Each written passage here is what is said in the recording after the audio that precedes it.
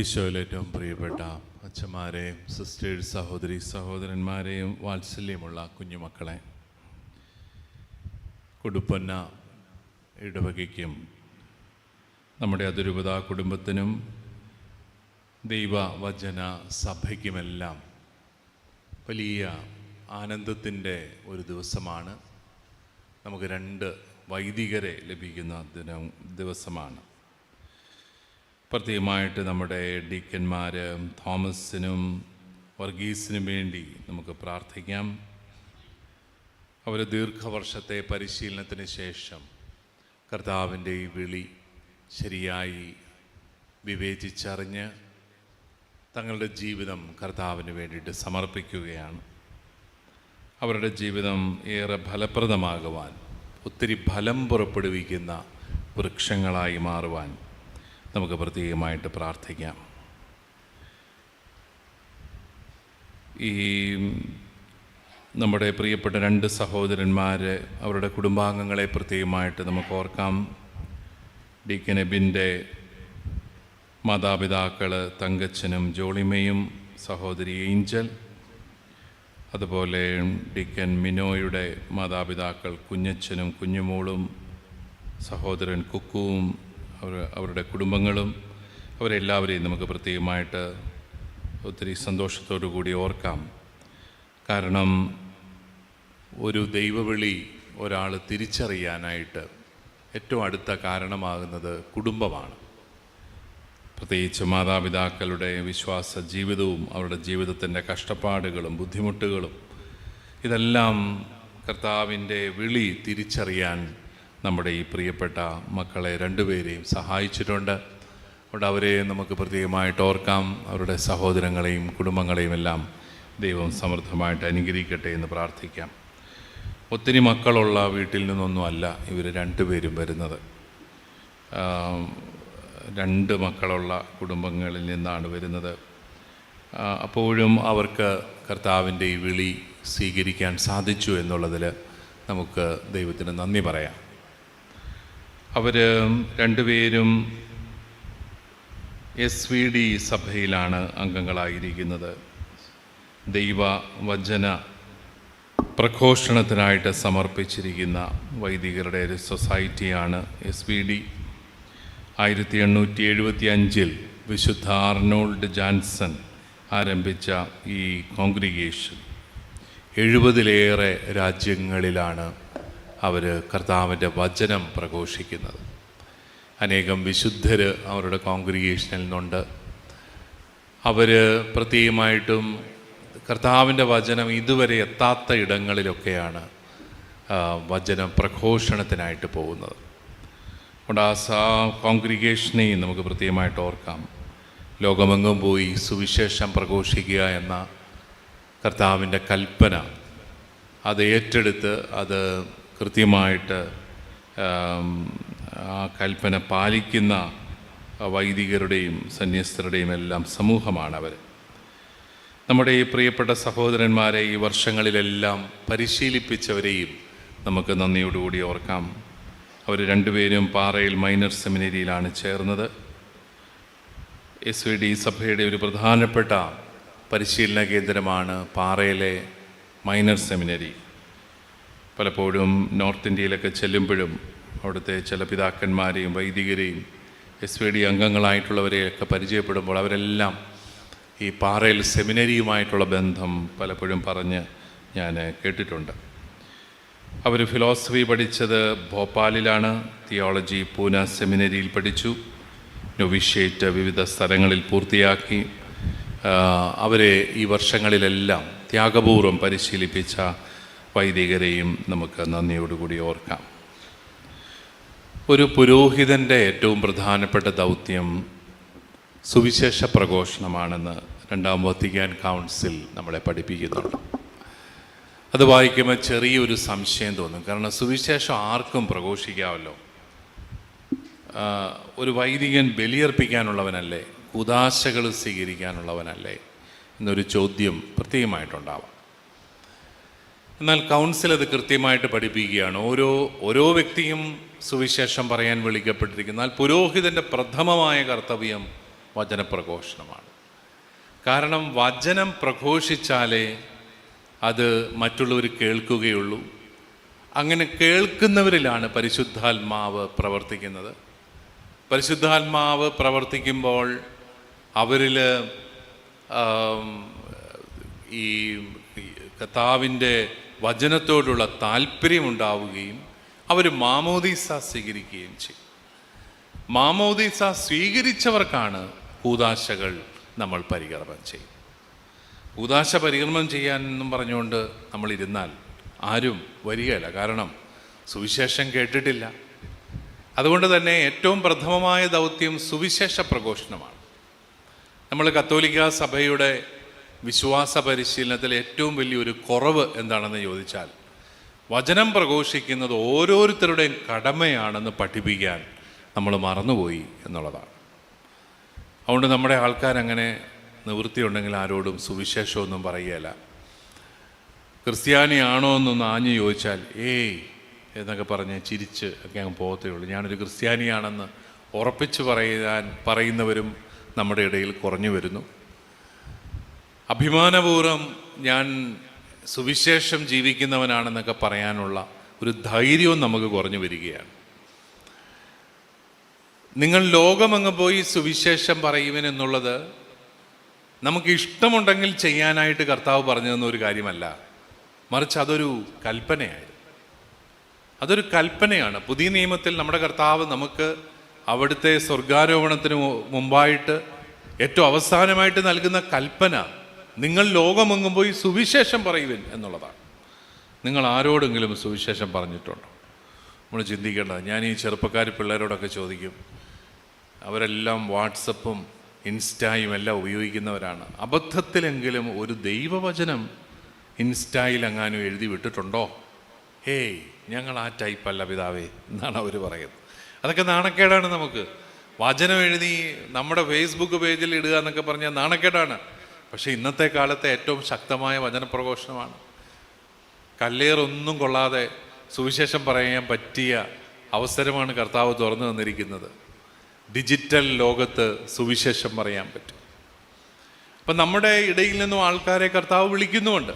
അൽമായ സഹോദരങ്ങളെ വചനം പറയാനായിട്ട് തയ്യാറായി ചുരുക്കമായിട്ടെങ്കിലുമൊക്കെ വിദൂര ദേശങ്ങളിലേക്ക് പോകുന്നത് കാണാനായിട്ടിടയായിട്ടുണ്ട്. നമ്മൾ സുവിശേഷം പറയുക എന്ന് പറയുന്നത് അത് ആർക്കും എതിരായിട്ടുള്ള ഒരു കാര്യമല്ല. അതിനെക്കുറിച്ച് നമ്മൾ ആരും വിഷമിക്കേണ്ട കാര്യമില്ല. കാരണം സുവിശേഷം എന്ന് പറഞ്ഞാൽ എന്താണ്? അത് സുവിശേഷമാണ്, നല്ല വാർത്തയാണ്, സദ്വാർത്തയാണ് നമ്മൾ പറയുന്നത്. Good news. എന്താണ് ഈ ഗുഡ് ന്യൂസ്?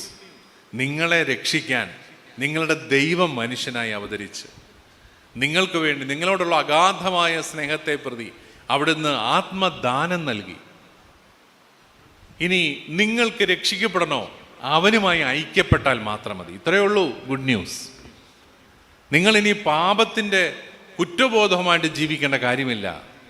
നിങ്ങളിങ്ങനെ ലോകത്തിൻ്റെ പ്രതിസന്ധികളിൽപ്പെട്ട് മനോവിഷമത്തിലായിരിക്കേണ്ട ആവശ്യമില്ല. കാരണം നിങ്ങളുടെ ലക്ഷ്യം ആത്മരക്ഷയാണ്. ആ ആത്മരക്ഷയ്ക്ക് വേണ്ടി ഇതാ നമുക്കായി വഴി തുറന്നിരിക്കുന്നു. ഏതാണ് ആ വഴി? ഞാനാകുന്നു വഴിയും സത്യവും ജീവനും, ഈശോ മിശിഹ എന്ന വഴി. ഇതാണ് സദ്വാർത്ത. ഇത് ആരോടും പറയാൻ നമ്മൾ ബുദ്ധിമുട്ടേണ്ടതില്ല.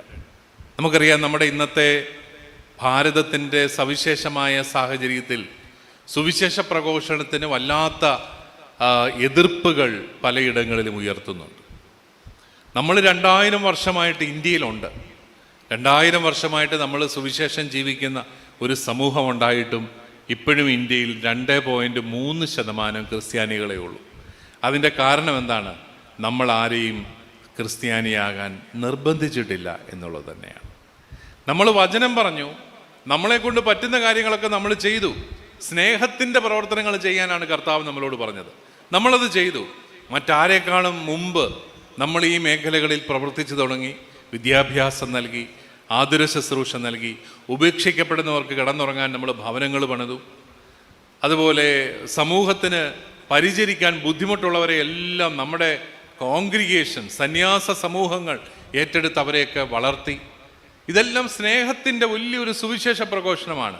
നമ്മൾ സ്നേഹത്തിലൂടെ ജനത്തെ ദൈവത്തെങ്കിലേക്ക് ആകർഷിക്കാൻ മാത്രമേ ശ്രമിച്ചിട്ടുള്ളൂ. നമ്മളാരും ആരെയും നിർബന്ധിക്കാൻ പോയിട്ടില്ല. എന്നിട്ടും നമ്മൾ ചെയ്യുന്ന എല്ലാ പ്രവർത്തനങ്ങളും നിർബന്ധിത മതപരിവർത്തനമാണെന്ന് പറഞ്ഞ് നമ്മളെ ഏതാണ്ട് ഭീകരവാദികളായിട്ട് ചിത്രീകരിച്ച് നമുക്കെതിരെ പൊതുജനാഭിപ്രായം രൂപീകരിക്കാനായിട്ടുള്ള പരിശ്രമങ്ങൾ ഇപ്പോഴും നടക്കുന്നുണ്ട്. നമ്മളതിനെക്കുറിച്ച് ജാഗ്രതയുള്ളവരായിരിക്കണം.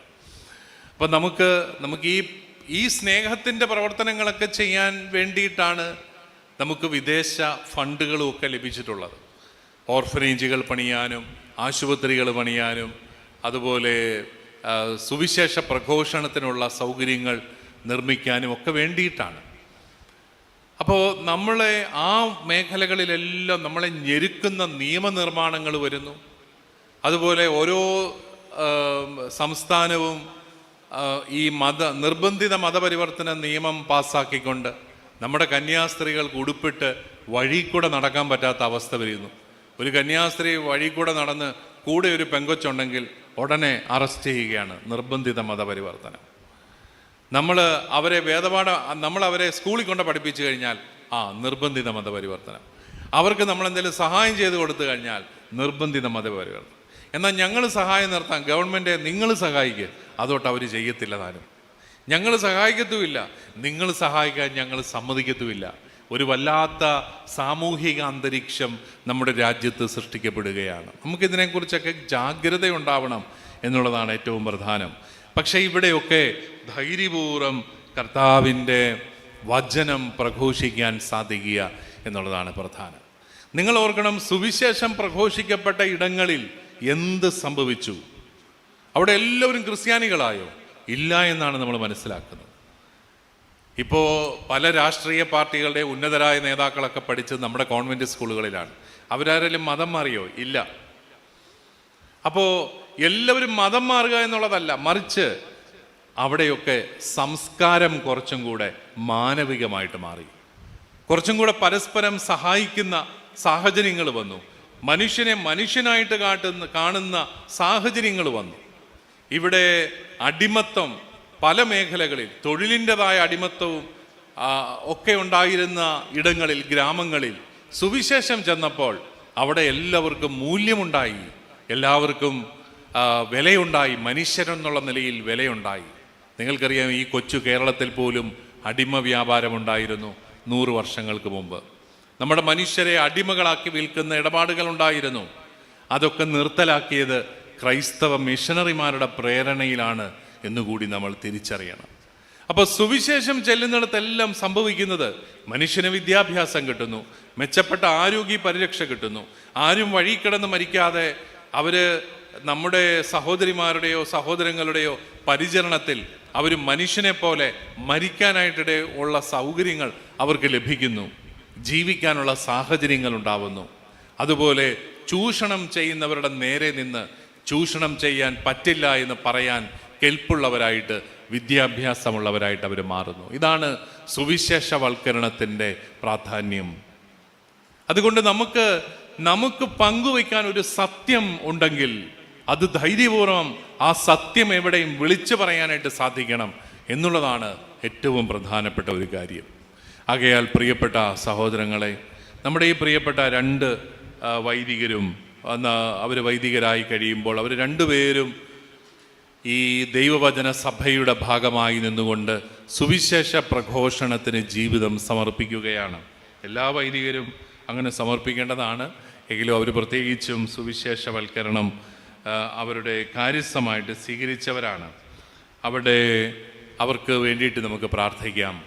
പ്രത്യേകിച്ച് ഇന്ത്യയിൽ ഈ സുവിശേഷവൽക്കരണം വളരെയേറെ എതിർപ്പുകളെയും പ്രതിസന്ധികളെയും നേരിടുമ്പോൾ, നന്മയാണ് ചെയ്യുന്നതെങ്കിലും അത് ചെയ്യാൻ സാധിക്കാത്ത തരത്തിലുള്ള സാഹചര്യങ്ങളുണ്ടാകുമ്പോൾ ധീരതയോടെ കർത്താവിൻ്റെ വചനത്തിന് സാക്ഷ്യം വഹിക്കാൻ കർത്താവ് അവർക്ക് കൃപ നൽകട്ടെ. പരിശുദ്ധാത്മാവിൻ്റെ കൃപ അവർക്ക് ലഭിക്കട്ടെ എന്ന് പ്രത്യേകമായിട്ട് പ്രാർത്ഥിക്കാം.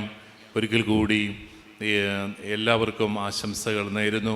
പ്രത്യേകിച്ച് ഈ ഇടവകയ്ക്ക്, കൊടുപ്പുന്ന ഇടവകയ്ക്കും, നമ്മുടെ മനോഹരമായ കുട്ടനാടിൻ്റെ നടുക്കുള്ള ഒരിടവകയാണിത്. നല്ല വിശ്വാസദാർഢ്യമുള്ള വ്യക്തികൾ പാർക്കുന്ന ഒരു സ്ഥലമാണ്. അവിടെ തന്നെ ധാരാളം ദൈവവിളികളുണ്ട്. നമുക്കതെല്ലാം ഓർത്ത് നന്ദി പറയാം. ബഹുമാനപ്പെട്ട വികാരിയച്ഛനെയും അതുപോലെ ഇടവക ജനങ്ങളെ എല്ലാവരെയും പ്രത്യേകമായിട്ട് ഞാൻ അവരോടെല്ലാവരുള്ള സ്നേഹവും സന്തോഷവും അറിയിക്കുന്നു. അവരെല്ലാം ഒത്തിരി മനോഹരമായിട്ട് ഈ ഒരു ചടങ്ങിന് വേണ്ടിയിട്ട് ഒരുങ്ങി. അതിനെല്ലാവരെയും അഭിനന്ദിക്കുന്നു. ദൈവം നമ്മളെല്ലാവരെയും സമൃദ്ധമായി അനുഗ്രഹിക്കട്ടെ.